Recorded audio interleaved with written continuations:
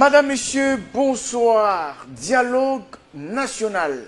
Autour de quelles questions pourrait-on tenir un dialogue national entre Congolais? Nous allons en parler dans cette émission. Ce dialogue est-il hypothétique? Pourrait-il se tenir ici au pays ou à l'étranger? Avec qui? Nous en parlons dans cette émission et on va, dans la deuxième partie de l'émission, parler de la constitution congolaise qui a totalisé 20 ans. Il y en a qui disent qu'elle est vieille.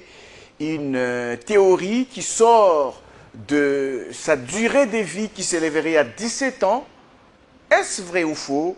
Nous en parlons dans cette émission avec Maître Séraphin Oumba. Bonsoir. Bonsoir, c'est journaliste. Maître Séraphin Oumba, vous êtes personnalité politique, membre de l'Union Sacrée de la Nation. C'est bien ça? Oui, l'Union Sacrée de la Nation, membre de l'IDPS. Membre de l'IDPS Kibasa? Oui, parce qu'il faut soutenir, il faut soutenir. Préciser qu'il Oui, s'agit de mais l'IDPS. la précision qui, au fait, ne vaut son présent d'or et ne vaut plus son présent d'or. Ah, ne vaut plus? Oui. Parce que pour moi, le DSUDPS... Pour moi, il est temps aujourd'hui que l'IDPS est au pouvoir de finir avec les épithètes. Ah, ok. Très bien. Ça, c'est intéressant. Et pourquoi vous voulez en finir avec les épithètes? Vous savez, il faut se conformer à la loi par rapport de la République. Nous ne pouvons pas être nous-mêmes au pouvoir en se conformant, en se mettant pas en phase avec les textes de la République. Très bien. C'est un souhait. Il faut fusionner les deux UDPS? C'est un souhait. Ce soit juste UDPS? C'est un souhait, mais il faut que les gens qui ont la responsabilité des partis politiques puissent vider cette question et qu'on voie des choses, qu'on lègue à la progéniture une structure qui pourrait résister au temps. Très bien. Alors, nous vous avons invité, on pourrait peut-être vous inviter prochainement pour parler de cette question qui est très importante par rapport aux épithètes qu'il faut bannir et rester dans les choses qui sont importantes. C'est pas seulement à l'IDPS, hein? Ah, c'est pas seulement l'IDPS? Ah, pas l'outel, non. Ouais. Il y a beaucoup de partis, hein? Oui, il faut aller vers la grandeur, vers ce que nous-mêmes nous avons décidé. La loi, c'est la volonté du peuple. La loi dit qu'il ne peut pas y avoir un parti politique avec deux partis politiques avec le même nom, avec le même symbole, avec le même... Oui. C'est la loi qui le dit. Ah oui, mais nous devons quand même il faut s'y conformer. Nous devons arriver à s'y conformer. Très bien. On vous a invité sur ces plateaux pour parler de cette question qui est en actualité, c'est la question de la tenue du dialogue national. S'il faut tenir le dialogue national avec qui? On vous a également invité pour parler de la constitution congolaise qui semble avoir vieilli, 20 ans d'existence depuis 2006. Alors, on va d'abord parler du dialogue national. Le dialogue, on l'évoque par rapport à la situation de la crise que connaît actuellement le pays. Lorsque vous entendez parler du dialogue, personnellement, qu'est-ce que vous vous dites? Je me dis qu'en démocratie, le dialogue est parfois le pendant de la vie normale de l'État. On doit dialoguer de manière permanente. Mais autour de quoi on doit dialoguer? Autour de quoi on doit dialoguer? Dans l'État, l'État qui est le nôtre, le dialogue constitutionnel est organisé, n'est-ce pas? Il y a le Sénat, il y a le Parlement, où toutes les forces de la République se retrouvent et tout ce qu'ils font là, ça s'appelle dialogue. C'est ça, les dialogues organisés de manière institutionnelle. Mais parce que nous sommes dans une situation où le pays est menacé. Une situation de crise sécuritaire. Avec deux grandes villes occupées. Oui, deux grandes villes occupées. Et qu'il y a des gens qui pensent que pour terminer cette guerre, nous devons dialoguer. Moi, j'ai dit oui, il faut que la guerre se termine d'abord, mais il y a nécessité de dialoguer parce que cette guerre, qui ne date pas de 7 ans, c'est une guerre qui date de 30 ans. Il y a des raisons qui reviennent et qui justifient l'agression rwandaise. Ces questions, des raisons qui reviennent à chaque toujours, épisode, hein? Oui, presque les mêmes. Oui, qui justifient l'agression rwandaise. En fait, les alibis, parce que la vraie raison de l'agression rwandaise, c'est les visées expansionnistes. Oui, justement. Ils veulent annexer une partie de la RDC au Rwanda pour besoin d'exploitation minière et autres expansionnistes, besoin de l'espace, comme ils le disent, mais avec deux alibis. Ok. AFDLR, avant toute chose, ils parlent de l'AFDLR. Ils sont en train de chercher à protéger leur territoire parce qu'on entend. Il y a une menace sécuritaire contre Kigali. Mais quand ils occupent l'espace, on leur pose la question où sont les AFDLR que vous avez attrapés. Au lieu de dire zéro, ils disent non, nous sommes là pour protéger les communautés. Une communauté Tutsi. La communauté Tutsi. Oui. Voilà, il faut le dire. Voilà. Et c'est le deuxième alibi? C'est le deuxième alibi. Okay. Et j'aimerais que s'il y a dialogue, qu'on se focalise sur cette question. Parce que cette question, les Congolais l'ont résolue après Sun City. Laquelle? FDLR ou la communauté Tutsi? La communauté Tutsi. Okay. La question de la communauté Tutsi. Oui. Après Sun City, la question, les Congolais l'ont résolue. En reconnaissant d'abord la nationalité d'une manière globale, au lieu de parler de conférence de Berlin, on a dit des 60. Ceux qui se sont retrouvés au Congo en 1960 sont désormais Congolais. Donc, au début, on était vers la conférence de Berlin. Vers la conférence de mais Berlin. Mais à Sun City, on est retombé à l'indépendance. On est retombé à l'indépendance. Alors, tous ceux qui sont retrouvés au Congo à l'indépendance sont Congolais. Voilà. On ne s'est pas arrêté. Sur le plan institutionnel, on est arrivé même à avoir un vice-président de cette communauté-là, communauté Tutsi, sur Azarias Robero. On ne s'est même pas arrêté là-bas. Celui-là a été même candidat président de la République, qui pouvait être élu ici président. Donc, les Congolais ont résolu de fond en comble cette question. Mais peut-être la question culturelle qui demeure. La question culturelle? Oui, qui demeure. La question de nationalité a été réglée. Oui, mais c'est la question culturelle. La question culturelle. La perception que les Tutsis congolais a de l'autre frère congolais. Est-ce qu'on se regarde en compatriote ou on est en chaîne de faïence? La manière dont on se considère. Donc on se considère. Ils disent non, simple faciès, nous, on nous qualifie de Rwandais. Par la faciès. Par la faciès, on considère des Rwandais. Oui, mais la plus haute autorité, à sa prise de pouvoir, son tout premier discours, c'était de dire que les Banyamulenge ou les Tutsis sont des Congolais. Sont des Congolais. Ah, il l'a dit, Félix Tshisekedi l'a dit. Avant toute chose, avant qu'il y ait même cette guerre. Donc cet alibi-là... On lui a même jeté des projectiles après l'avoir dit. Et les Congolais, pour la plupart, se sont levés contre les propos du chef de l'État. C'est là que réside le problème. Au lieu que lorsque le chef de l'État puisse le dire, les gens puissent dire Amen, les gens s'élèvent en bouclier. On justifie d'une façon ou d'une autre cet alibi. C'est pourquoi j'ai dit une question culturelle. Parce que c'est une question des droits. Politiquement, nous l'avons résolu par la Constitution, par toute autre chose. Mais culturellement, les Congolais doivent être maintenant prêts à accepter. Rencontrer un Tutsi Congolais et dire que celui-ci, c'est un Congolais. Je voudrais que vous puissiez bien le dire, maître Séraphin Rumba. La question culturelle, actuellement, c'est que les Congolais acceptent les autres Congolais Tutsis. Oui, quand ils les rencontrent. En fait, c'est sur ça que nous devons travailler. S'il faut que ça parte. Il faut y travailler. Il faut y travailler. S'il faut que ça parte dans cette conférence qu'on appelle dialogue, oui, focalisons-nous sur ça. Pas sur mauvaise gouvernance, illégitimité. Non, ça c'est faux. Pendant ces temps, il n'y a pas de question de légitimité. C'est pourquoi, là où j'ai l'occasion de parler, j'ai dit, la crise que nous avons aujourd'hui, elle est sécuritaire. Il y a d'autres qui s'amusent en trichant un peu, non, multiforme. Non, la crise n'est pas multiforme, elle est sécuritaire. Mais en rentrant dans ce qui est sécuritaire, nous allons trouver un alibi qui revient à chaque fois. Mais nous sommes des humains. Mais pourquoi ça revient? Il faut vider l'alibi. Oui, est-ce que nous-mêmes... Il faut écarter l'alibi. Oui, ils sont responsables de la manière dont ils se comportent. Et aussi, chaque fois que le Rwanda a une position, nos frères Tutsis congolais pour la plupart, je ne dis pas tous, pour la plupart, épousent la thèse rwandaise. Ah, pour la plupart. Voilà. Ils soutiennent le Rwanda. Voilà. C'est sur ça que nous devons travailler aussi. Ok. C'est là que nous allons appeler aux autres Tutsis qui sont essentiellement, qui se sentent essentiellement congolais, à travailler aussi sur les leurs, en leur disant non.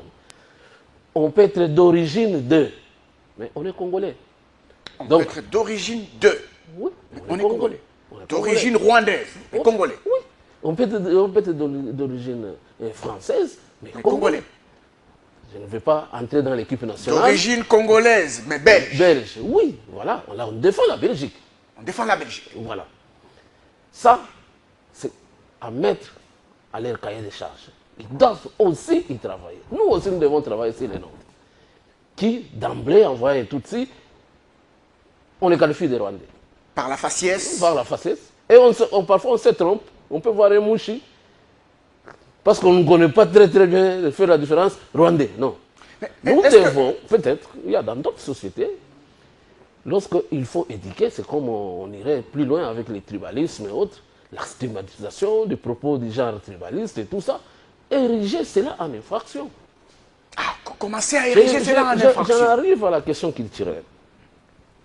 Vous verrez les films américains, parce qu'ils ont connu des problèmes. Hein, les Américains, ils ont connu des problèmes avec les Noirs et autres. Généralement, dans les films américains, il y a toujours 3 acteurs, pourquoi pas 4. Un Américain noir, généralement à qui on donne même les rôles les plus prépondérants, un Américain chinois et un Américain d'origine européenne. Et Ça règle une question identitaire. Oui, c'est une question. Au fait, les gens ne se donnent pas la peine de savoir pourquoi ils le font dans leurs films comme ça. Il y a toujours ces 3 origines, ces 3 souches dans leurs activités culturelles. Pour créer une certaine cohésion. Voilà. Pour que l'enfant américain qui naît puisse, dans sa tête, savoir qu'il y a un Américain noir, Un et un Américain chinois, un Américain. bon, chinois, c'est peut-être j'ai mal dit les choses, oui. un Américain asiatique, Asiatique, oui. et nous les voyons. Nous les voyons ici. On peut vous dire qu'il y a des investisseurs américains que vous recevez qui viennent, mais vous voyez effectivement, ils sont des Asiatiques, des Africains même parfois d'autres Congolais qui viennent, vous avez reçu les Américains et vous dites oui, mais il est américain. Alors, Parce que c'est ça, c'est là que peut-être nous allons inviter nos religieux et tous les hommes de culture à travailler dessus. Parce que nous avons, ça nous retarde cette question. On aurait, je n'aimerais pas sortir l'essence humoristique ici, nous aurons une richesse de plus de savoir que nous avons chez nous les Nilotiques, nous avons les Bantous et plus les Nilotiques, ça nous fait 450 tribus, plus l'autre tribu, donc on a 454 ou 54, 53. Cette question culturelle, pour moi, c'est une question fondamentale, des responsabilités. Nous prendrons notre responsabilité à enseigner à nos enfants que désormais, il ne suffit pas de voir quelqu'un, un Nilotique, et penser qu'il est rwandais. Non. Vous souhaitez que ça soit traité dans le dialogue national, qu'on se regarde, que l'on dise, Congolais, vous devriez accepter cette situation, qu'il y a des Congolais d'origine rwandaise, des Congolais Tutsis, et vous ne devriez pas le rejeter. Non, pas d'emblée. Vous ne devrez pas le repousser. Il ne faut pas le repousser d'emblée. D'emblée. Pas d'emblée. Parce qu'il y en a d'autres, dans leur ressentiment, ils se sentent congolais. Maintenant, ça ne s'arrête pas seulement de ce côté-ci. Mais ça va aussi de l'autre côté. Parce que qu'est-ce qu'ils nous reprochent, au fait, en réalité? Peut-être une question culturelle, parce que la question de vie normale de l'État, nous l'avons surmontée. Nous avons des généraux, Tutsis. Nous avons les sénateurs, Tutsis. Nous avons des députés, Tutsis. Nous avons eu un président, un vice-président, Tutsis. Qu'est-ce qu'il restait encore en plus? Nous avons eu un candidat, Tutsi. Donc nous l'avons accepté sur le plan institutionnel. On ne peut pas faire porter une responsabilité comme ça à l'État. Apparemment, ils ne se sentent pas chez eux. Et très rapidement, quand les Rwandais agressent, oui, ils prennent partie de ce côté-là, peut-être pour se trouver un espace qui serait les leurs. C'est de ça qu'on doit se parler en se regardant en face. Oui, parce que qu'est-ce que vous nous reprochez? Parce qu'on vous a tout donné. L'État vous a tout donné. Vous a donné même la nationalité d'une manière globale. Et ça ne remonte pas maintenant, de maintenant, pour qu'on dise que les Congolais, naturellement, est en train de maltraiter les minorités. Mais on a eu un directeur de cabinet de Mobutu ici. Et tout de suite. Pourquoi pas? Bisengimana. Voilà. Mais, parce que c'est un travail, c'est un processus. On doit retourner la médaille de l'autre côté aussi. Et nous devons l'accepter. Et évidemment, il y a un travail qui doit se faire, de l'identification, de tout autre, parce que nous devons connaître les nôtres, les Rwandais aussi. Les Rwandais aussi doivent connaître. Est-ce que cet antagonisme, congolais vis-à-vis des Tutsis, qui sont congolais, cette aversion, quand on voit juste la faciès, on réagit d'une certaine manière, ce n'est pas cette révolte, cet sentiment de révolte qui vient dans le cœur du Congolais, qui considère le Rwanda, qui attaque tout le temps la RDC? Effectivement, c'est pourquoi je vous dis, quand s'il y a dialogue, oui, s'il y a dialogue, il faut penser cette plaie-là. Ah, il faut penser la plaie. Il faut penser la plaie. En se parlant, en se disant la vérité, et en mettant tout le monde à l'aise, et on va marcher ensemble. Parce que ça n'a pas... on est là, malgré l'effort que l'État a fourni. L'effort que l'État congolais a fourni, toutes les communautés congolaises ont fourni cet effort, en acceptant ceci, en acceptant cela, jusqu'à arriver à ce que je viens de dire, un candidat président de la République. Mais Roubert pouvait être élu président. Oui, mais qui l'a empêché? La question que moi je me pose maintenant, c'est celle de savoir, chaque fois par rapport au cordon ombilical qui lierait ces Congolais Tutsis au Rwanda, chaque fois que le Rwanda agresse la RDC, ils prennent parti pour le Rwanda. Qu'est-ce que le Rwanda leur donnerait-il? Non, déjà, dans ce que je vais faire, la démarche que je suis en train de mener, je refuse que vous puissiez aller dans la globalité. Ah, ok. Certains. Ils lui prennent, voilà. Certains prennent. Qu'est-ce que le Rwanda leur donnerait-il? Non, c'est des illusions. Vous savez, quand on parle du poison rwandais, les Rwandais, ils travaillent, lui, pour arriver à conquérir les terres. Vous êtes là, vous n'êtes pas chez vous. Nous viendrons en disant que nous sommes les mêmes, mais on prendrait l'espace. Le problème du Rwanda, c'est de prendre l'espace. Il les exploite. Il exploite la position. Il les exploite. Nous n'allons pas fréter le frein pour que cette exploitation puisse trouver une justification. Et ils acceptent. C'est pourquoi, d'une manière culturelle, oui, certains, toujours je reviens à vous dire, certains, parce que nous en connaissons d'autres, qui ne se contentent pas de jouer à ces jeux-là, de subir, parce qu'il y en a. Nous n'allons pas jeter tout le monde. Mais il faut y travailler. Il faut sérieusement que cette question soit mise sur la table, parce que nous n'avons pas que cette catégorie-là. Oui. Nous avons aussi une autre catégorie, des enfants qui sont nés de deux parents. D'un parent nilotique, parce que je ne parle pas des Rwandais, parce que le Burundi, Ouganda, des parents nilotiques et d'un parent Hutu congolais ici, qui sont aussi victimes de la même démarche. Ok. De la même démarche. Au point que nous avons connu, ce n'est plus un secret pour personne, au point que nous sommes arrivés aux gens qui carrément ont caché leur nationalité, ont caché l'origine de leurs parents. Les régimes de 18 ans ici, les gens se sont même sélectionnés autour de cet aspect de choses. Se sont sélectionnés pour gouverner l'État congolais. Ok, ils se sont sélectionnés. Sélectionnés, oui, parce que tous se sentaient frustrés. Il a un parent burundais Tutsi, un parent rwandais Tutsi, et puis ça fait la gestion des 18 ans tournée autour de ça.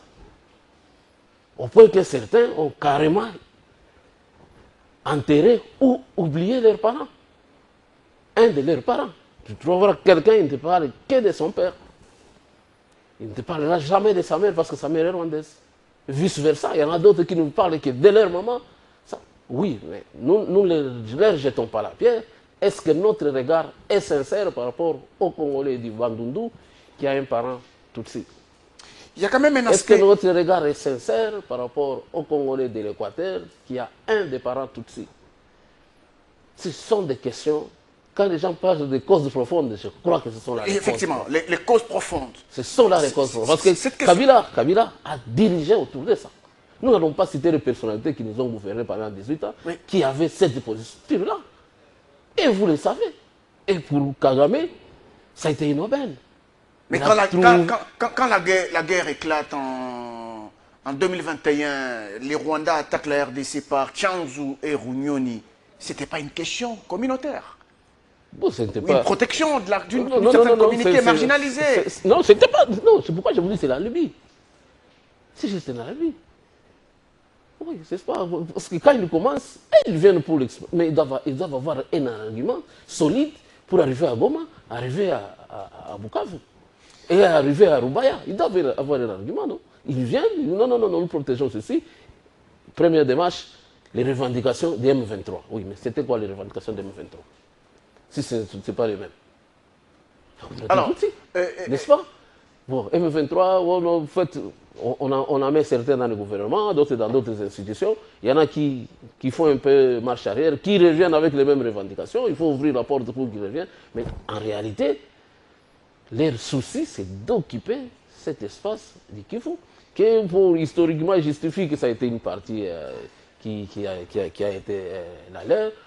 Bon, des alibis, qui est des alibis.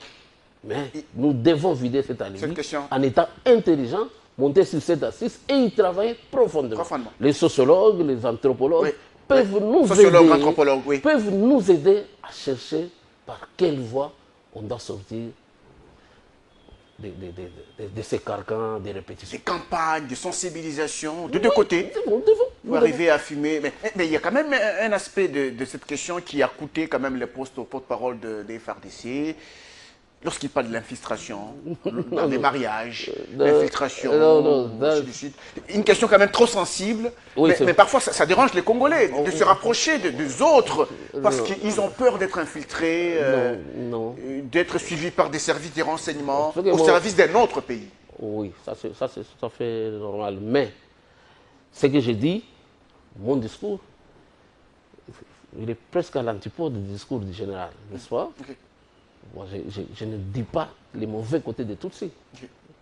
Je ne dis pas les mauvais côtés de Tutsi. C'est comme si je viendrais ici, nous le savons dans la rue, on s'amuse, les femmes au Mongo sont comme ceci, sont comme ceci. Et toi, tu arrives à la télé et dis non, non, il ne faut pas épouser les femmes au Mongo parce qu'elles sont comme ceci. Il ne faut pas épouser, il faut pas épouser les femmes Louba. Il ne faut pas épouser non, les Louba, non, les messieurs Louba, ils sont comme ça, comme ça. Non, bon, à une certaine raison, ce sont des choses que nous pouvons connaître, mais faire avec.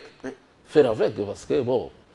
Bref, peut-être une maladresse de communication. Ça peut, j'ai dit seulement une maladresse de communication qu'on peut corriger autrement, mais il faut vider cette question. Vous estimez que cette question, en faisant l'objet d'un dialogue, peut résoudre enfin cette crise sécuritaire? Mais parce que les gens ont vécu ensemble avant ces 30 ans ici. Il y a eu les CPGL, il y a eu des Rwandais. Oui, le monde ne commence pas aujourd'hui, le monde n'a pas 30 ans. Le monde n'a pas 30 ans, le monde ne commence pas avec Kagame. Oui. N'est-ce pas? Le CPGL, ça a été quoi? Ça a été l'espace où tout le monde pouvait s'exprimer dans l'intérêt du Congo, du Rwanda, du Burundi et autres. Donc, ça peut revenir.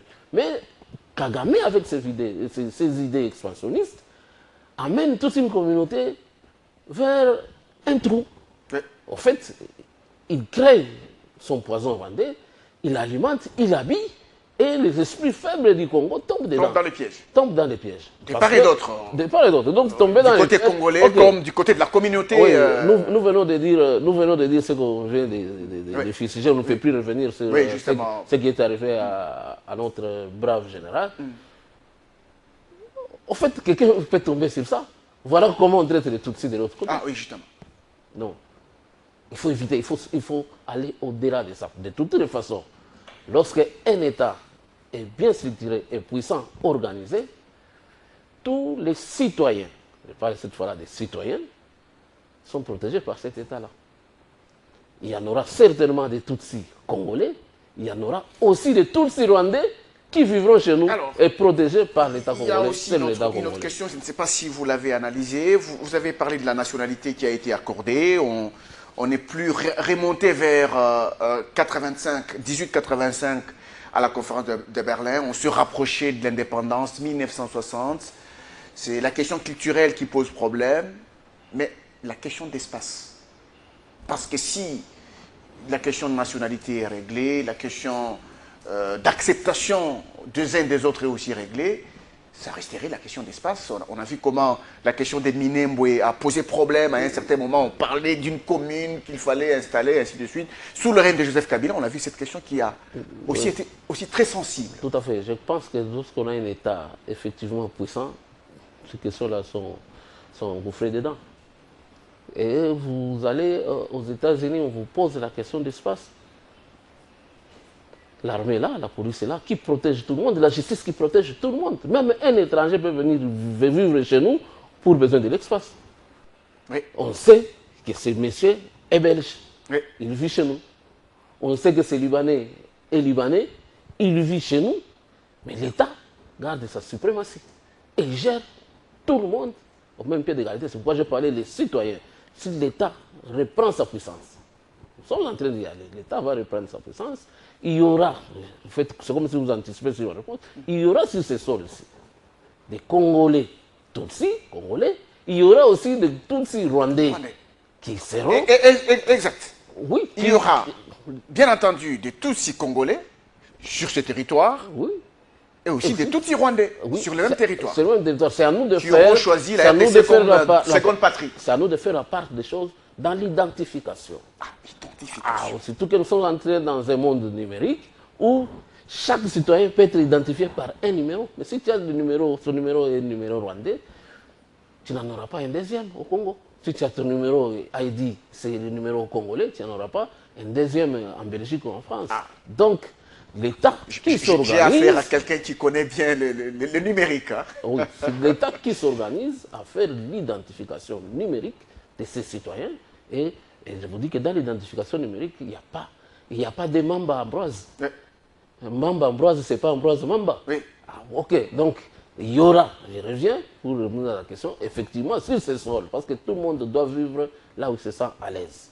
Sur ce sol, l'État jouera son rôle de donner les visas d'établissement aux Tutsis rwandais et des cartes de citoyens aux Tutsis congolais.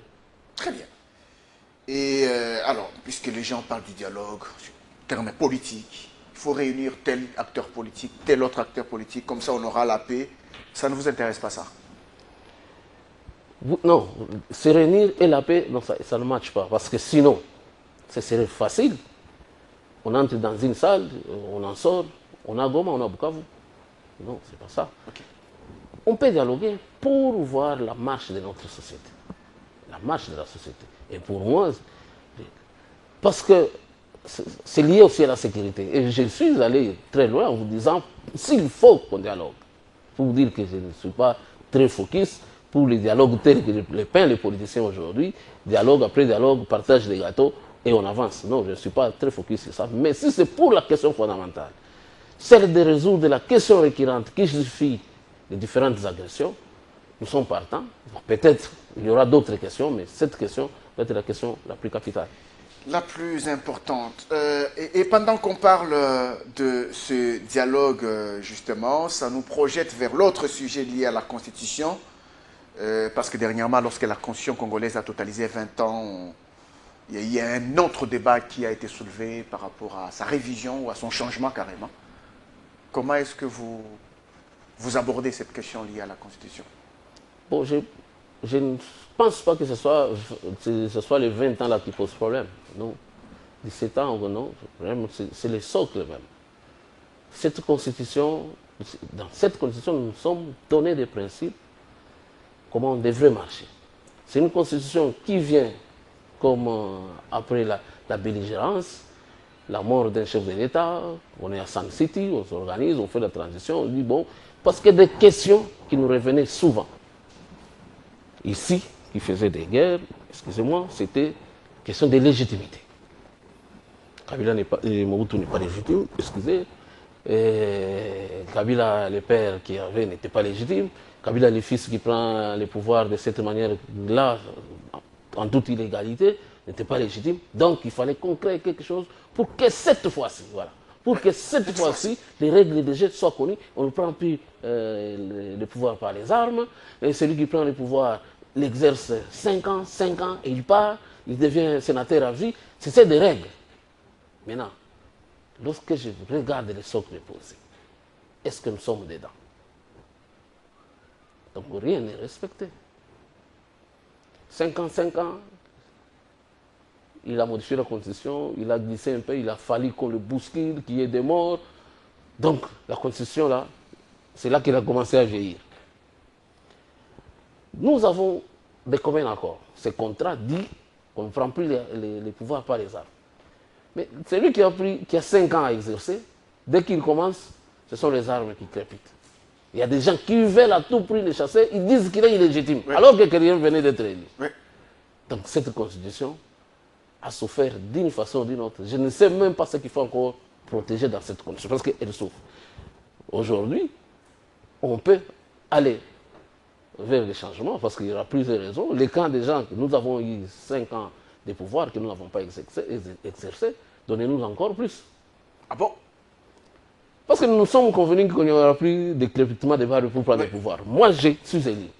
Vous avez violé, vous, la Constitution, en venant m'empêcher de fonctionner. Voyons-nous. Est-ce qu'on peut contraindre Tshisekedi à organiser les élections si Goma n'est pas libéré, Bukavu n'est pas, Sud Kivu, Bukavu et autres, la partie là est occupée d'une manière par cette que vous appelez la rébellion armée? Est-ce que logiquement, logique de lui demander d'organiser les élections? Vous pouvez le demander, mais est-ce qu'il y aura des moyens pour ça? Si déjà pour des raisons de développement seulement, Kabila a enlevé des 2 tours à 1 tour parce qu'il n'y avait pas l'argent, mais ici, pour des raisons de sécurité, parce que nous devons protéger cette nation. Et je vous dis, si on arrive, je suis dans la supposition, si on arrive à 2028, la situation sécuritaire n'est pas résolue, cette constitution va souffrir d'elle-même. Ce n'est pas une question... Et elle va souffrir. Elle va souffrir d'elle-même. Vous avez dit qu'elle souffre déjà parce que quelqu'un a été réélu. Elle va alors mourir d'elle-même. Ah, elle va mourir d'elle-même. Voilà. Donc, il y a beaucoup de choses qui font que nous ne sommes plus dans l'équilibre qui ont fait que nous puissions mettre en place ce contrat social. L'équilibre, ça c'était les groupes de MRC, de ceci, arrêtons plus jamais ça. Désormais, les élections. Désormais, les élections. Est-ce que c'est ça qu'on a vécu? On a élection en 2023 et puis il y a les armes. Non, déjà, les armes ont commencé en 2021. 2021. Donc, ça signifie quoi? Cette constitution n'est pas respectée du tout. Donc, elle ne vit que par... On dit non, il n'est pas légitime. Déjà, c'est la contradiction. Quelqu'un qui est élu, vous dites qu'il n'est pas légitime. Donc, on a dit, quand on dit qu'il n'est pas légitime, alors qu'il est élu conformément à cette constitution vit encore. Ok. Cette constitution vit encore. Est-ce que dans la tête des autres, là, la constitution vit encore? Non, ça ne vit pas. Mais lui aussi, parce qu'il est dérangé dans son mandat. Parce que c'est la question de mandat. 5 ans, on a bien écrit. 5 ans, renouvelable, une seule fois. Donc, qu'il exerce. Et les autres de l'autre côté ont dit non, plus jamais les armes. Est-ce qu'il a exercé ces 5 ans sans que les armes puissent venir les déranger? Je crois que cette constitution n'est pas respectée. Elle s'émeurt d'elle-même. Oui, donc nous allons, c'est une question, comme l'a dit un professeur, ce n'est pas une question juridique. Non, c'est une question de l'anthropologie. Nous devons rétablir l'équilibre. Nous devons rétablir l'équilibre. Nous devons penser sur cette constitution. Nous devons le penser. Chacun doit prendre ses responsabilités. Mais si on entre maintenant au dialogue, chacun va demander à chacun, parce que quand ils viendront à ces dialogues extra-parlementaires, extra-institutionnels, c'est toujours en dehors de la Constitution. La Constitution. Ah, ok. Est-ce que la Constitution ne meurt pas pour autant pour la deuxième fois? C'est un dialogue qui n'est pas dans la Constitution. Parce que nulle part, il dit, lorsque le chef a dit qu'ici il y a dialogue, il devrait se tenir au pays, conduit par les institutions du pays, conformément à la Constitution. Oui, ça il a ouvert. C'est conformément, là c'est conformément à la Constitution parce que lui il est le garant de la Constitution. Oui. C'est lui qui donne cette opportunité-là. Mais est-ce que dans notre Constitution, il est prévu que lorsque les gens vont commencer la guerre, après la guerre, on va s'asseoir, parce qu'on va faire table rase au Parlement, le Parlement qui représente toutes les souches, le Sénat même, mais on se retrouve dans une histoire qui n'est pas constitutionnelle. Alors, ceux qui parlent carrément, nous fragilisons davantage cette constitution. Nous sommes en train de vivre au fait, avec la coutume constitutionnelle aujourd'hui. On sait qu'il y a un Parlement, qu'il doit y avoir un Sénat, qu'il doit y avoir... La coutume constitutionnelle. Oui, mais ce n'est pas cette constitution-là qui vit, en fait. Nous vivons avec la coutume constitutionnelle. On sait qu'il y a des cours et tribunaux, on sait qu'il y a un gouvernement, on sait qu'il y a un Parlement. Ça, ce sont des choses qui ne changeront jamais. Même si on sait aussi dire que nous ne sommes pas dans une monarchie. Mais ce qui est dedans dans la Constitution, est-ce qu'on le respecte? Est-ce que les conditions sont réunies pour que même ceux qui ont même écrit que le mandat des chefs de l'État, est-ce que les conditions sont les mêmes que quand est-ce qu'ils pensaient à une guerre pour dire que pendant la guerre, on ferait 55 ans? Donc, beaucoup de choses font que les penseurs politiques puissent imaginer qu'il faut changer cette constitution. Ah, il faut la changer. Il faut s'asseoir et changer cette constitution. S'asseoir, s'entendre et puis la changer. Oui, mais ça fait mal cette question parce qu'on trouve qu'en voulant la changer, c'est lui qui est là, va y démarrer. Mais c'est la conséquence de ce que nous vivons.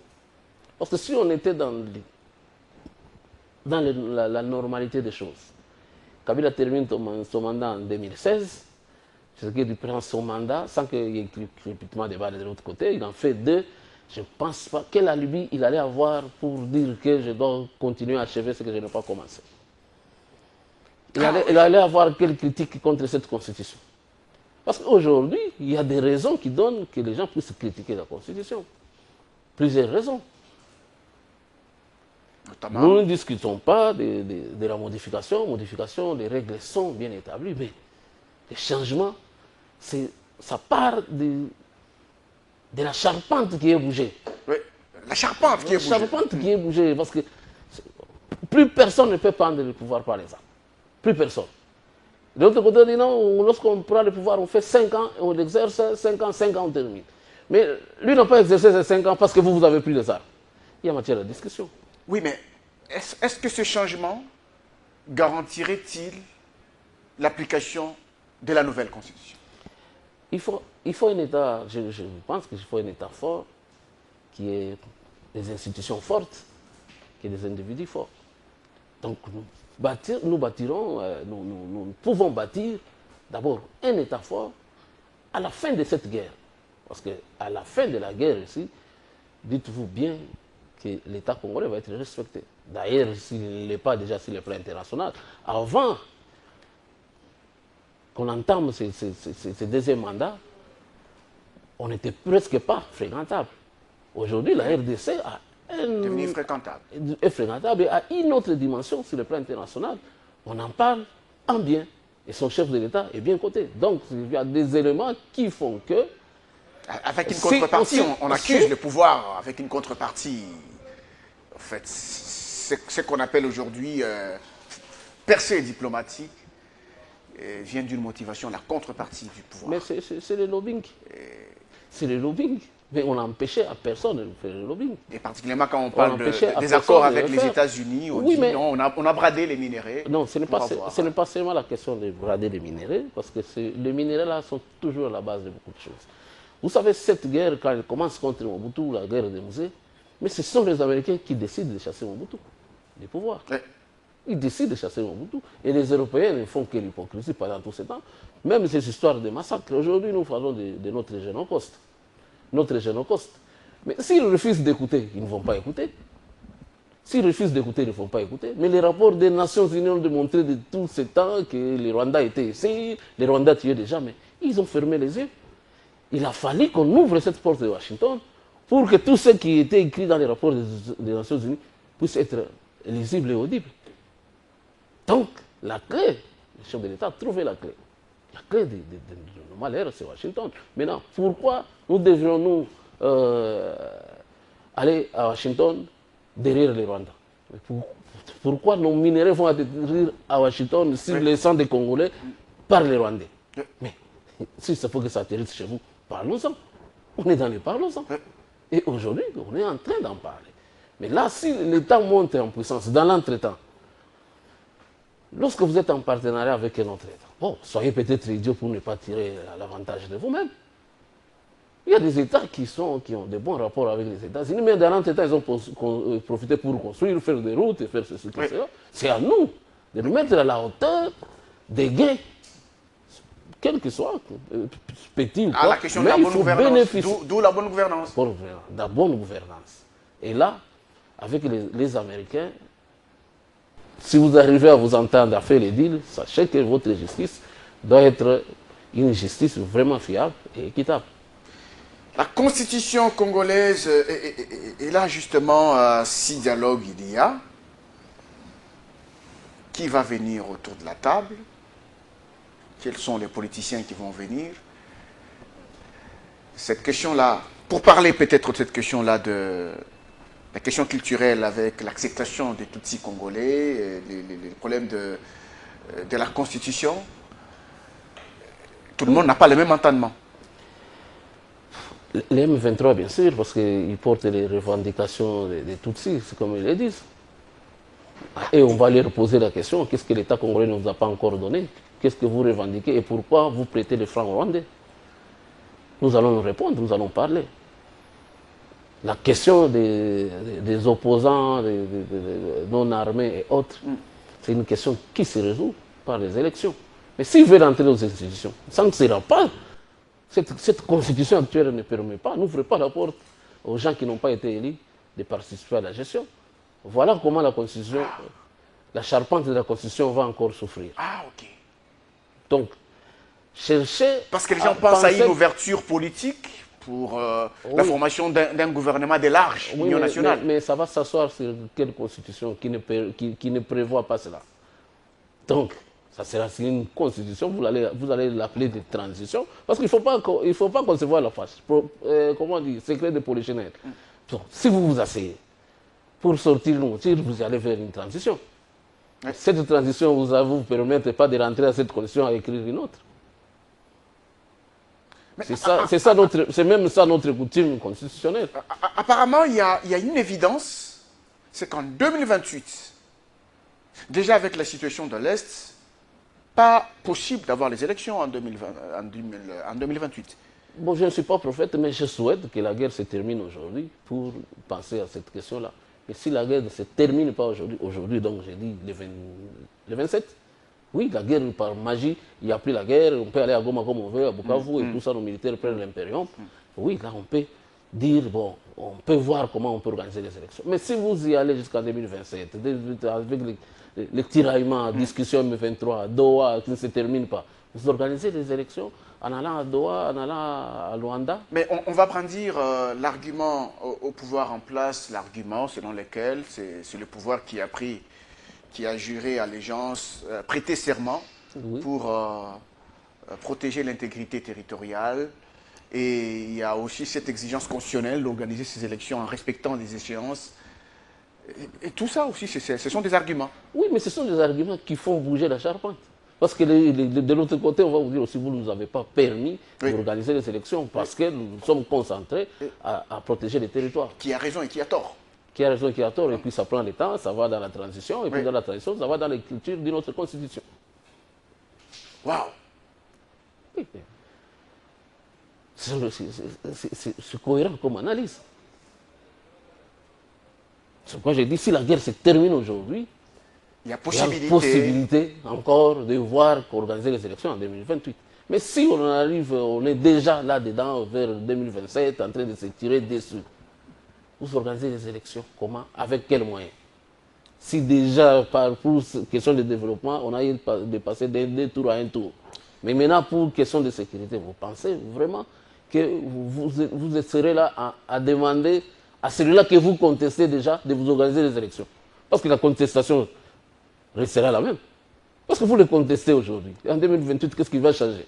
Quel mécanisme vous allez encore avoir pour contester davantage? Parce que les armes, vous les avez déjà prises. Mais on peut aussi le soupçonner d'entretenir cette crise pour qu'elle ne se termine pas. Oui, parce que son tout dernier discours devant les deux chambres du Parlement réunies en Congrès, c'était tel que s'il y a encore des bruits des bottes dans un espace du pays, je considérerai ma tâche comme étant inachevée. Oui, mais prenez les homos, arrêtez. C'est pourquoi j'ai dit si la guerre se termine aujourd'hui. Ceux qui veulent les élections, disent non, non, non, mon cher Nanga, arrêtons, parce que sinon il a un arrivé. Ah, ok. Mais il ne faut pas être qui sont aussi intelligents peuvent ne pas comprendre cela. Parce que vous allez lui contester comment? Parce que vous le contestez déjà et il résiste. En 2028, oui, il aura la même résistance parce qu'il va organiser les élections avec quels moyens? S'il doit se battre pour protéger. Mais arrêtez carrément, dites-vous, on se rend, on exécute les accords d'Addis Abeba. Toute l'affaire est terminée, on entre dans autre chose. Sur le théâtre des affrontements, apparemment, on n'est pas rassuré de récupérer Goma Bukavu pour d'ici là. On voit qu'effectivement, les lignes de front bougent. Le porte-parole militaire de l'AFC M23, Willy Ngoma, est annoncé décédé dans une attaque de drone près de Rubaya. Mais ça ne récupère pas des localités. Non, non, ça récupère des localités. Ça récupère des localités. Les gens ne peuvent pas mourir sans qu'on récupère des localités. On récupère des localités, mais c'est une guerre. On perd des batailles, mais la finalité, c'est de gagner la guerre. On peut perdre des batailles, on peut perdre telle cité, on en récupère 3, et bon, on se repose, on avance. Mais dire aussi qu'on n'est pas prêt de récupérer Goma et Bukavu, bon, je n'aimerais pas être prophète, mais je sais que le travail tel qu'il se fait, c'est une question, la guerre, c'est une question de mental aussi. Lorsque les gens sont déterminés à faire la guerre, ils se sentent accompagnés par les peuples, nos militaires sont des vaillants soldats. Et beaucoup de choses ont changé depuis qu'il y a eu cette purge dans notre armée. Beaucoup de choses ont changé sur le terrain. Et voyons voir jusqu'où ça va nous amener. On est arrivé à la fin de cette émission. Une question que j'allais oublier de vous poser, c'est lorsqu'on parlait de cette question culturelle d'acceptation des Tutsis congolais par les Congolais, vous avez dit qu'il faut peut-être arriver à ériger en infraction c'est pas moi, la discrimination ou le rejet des Tutsis congolais. Vous estimez que ça peut résoudre la question? Bon, peut-être pas seulement des Tutsis congolais. Déjà, une question, le tribalisme là. Il faut que le pouvoir judiciaire puisse commencer à réprimer certains propos. C'est bien que notre général ait dit ce qu'il a dit sur le plateau. Oui, c'est sur les Tutsis. Mais lorsque quelqu'un il a eu mal avec un Katangais, il généralise, non, les Katangais ont ceci. Bon. Et ce monsieur, ça fait très mal, ce vous lisez dans les réseaux, vous lisez, et puis ça passe, le ministère public aussi lit aussi, ça passe. Quelqu'un s'assoit et dit non, non, non, les Balouba, tout ça, et puis ça passe. Non, il faut que les gens, un jour, qu'on sache que, donc on ne le dit pas seulement pour les Tutsis congolais, on le dit aussi pour toute autre tribu. Pour les Katangais, les Bayaka, les Bayaka. Des propos discriminatoires doivent être punis. Il faut les sévir. Notre code le prévoit déjà. Mais le ministère public doit prendre des circulaires et montrer que nous allons dans ce sens-là aujourd'hui. Plus jamais dans la stigmatisation. Plus jamais. Nous sommes arrivés à la fin de cette émission, Maître Séraphin Oumba, à moins qu'il y ait un mot de la fin pour ce soir. Non, non, je vous remercie pour l'invitation. Et je pense que les gens doivent se mettre derrière le chef de l'État qui a combattu un bon combat. Il a senti qu'il fallait y aller avec la diplomatie et l'aspect militaire. Et les deux, aujourd'hui, ça marche bien. Nous sommes en train d'engranger des victoires. Nous aimerions peut-être pas en finir avec la guerre, s'il faut en finir autour de la table, que les gens comprennent que la suprématie est du côté de l'État. D'ailleurs, aucune guerre ne se termine que sur le terrain de guerre. On finit par autour d'une table. Autour d'une table. Et la position d'aujourd'hui, même s'il y a négociation avec M23, nous sommes dans une position favorable que celle qui avait lorsque Goma Bukavu tombait, on demandait au chef de l'État de négocier. Non. Aujourd'hui, si nous négocions tête haute. Bravo au chef de l'État et les Congolais doivent le reconnaître. Merci beaucoup, Maître Séraphin Oumba. Nous rappelons que vous êtes personnalité politique, membre de l'Union sacrée de la Nation. Merci d'avoir été sur cette plateau de table ronde. Merci, Mamba. Merci beaucoup pour l'invitation. Mesdames et messieurs, je pense que vous avez aimé cette émission. Merci à vous de l'avoir suivi. On va vous retrouver prochainement pour d'autres numéros des tables rondes. Au revoir.